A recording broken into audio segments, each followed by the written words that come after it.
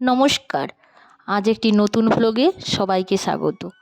আজ দেখব আমরা মিদনাপুর থেকে জয়দেবের মেলা কিভাবে সহজে ঘুরে আসতে পারি।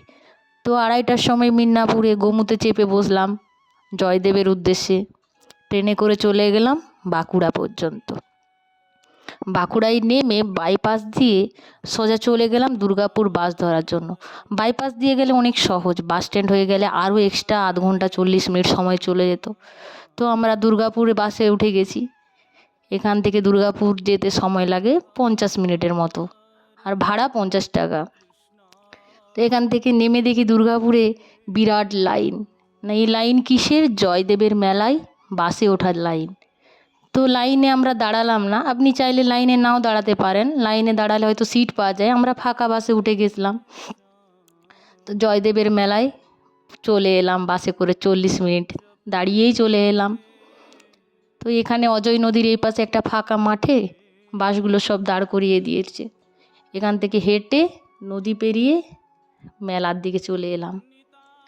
মেলায় এসে এবার একটু থাকার ব্যবস্থা, কারণ রাত্রিবেলায় পৌঁছেছি আমরা, পৌঁছালাম 8:30 নাগাদ।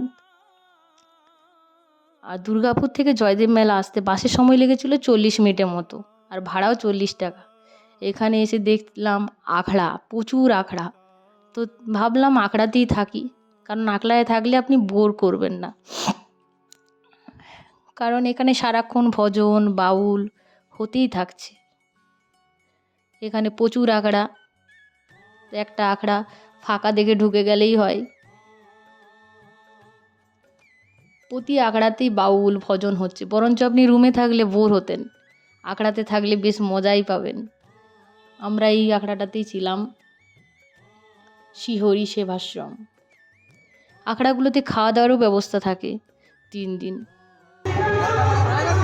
আখড়ার ভেতরে গিয়ে দেখি সবাই যে যার বিছানা টিছানা পেতে নিয়ে ঢাকা নিয়ে শুয়ে পড়েছে। কেউ কীর্তন শুনছে, বাউল শুনছে, মেলায় ঘুরছে। আমরা ভাবলাম যে কাল হয়তো মকর স্নানের পর পুজো দিতে পারবো কি না, বাড়ি ফিরতে আমাদের তাড়াতাড়ি হবে, কারণ পরের দিন ওর ডিউটি আছে সকালে। তো আমরা পুজো দিতে চলে গেলাম জয়দেবের মন্দিরে। ওখানে সামনে প্রসাদ কিনতে পাওয়া যায়, প্রসাদ টসাদ কিনে পুজো দেওয়ার জন্য লাইনে দাঁড়িয়ে গেলাম।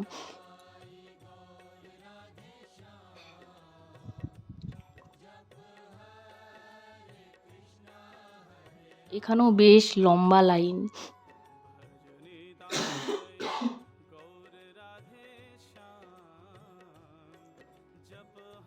জয়দেবের মেলাতে গিয়ে স্নান টান করে একটু ঠান্ডাও লেগে গেছে, কথাগুলো হয়তো ক্লিয়ার আসবে না, তাই এটা মন্দিরের ভেতরে ফটো তোলা নিষেধ আছে, তাও আড়াল থেকে হালকা করে ফটো তুলেছি। একটু জয়দেব বাবার, গোবিন্দ, রাধারানীর ফটো দেখা যাবে এখান থেকে।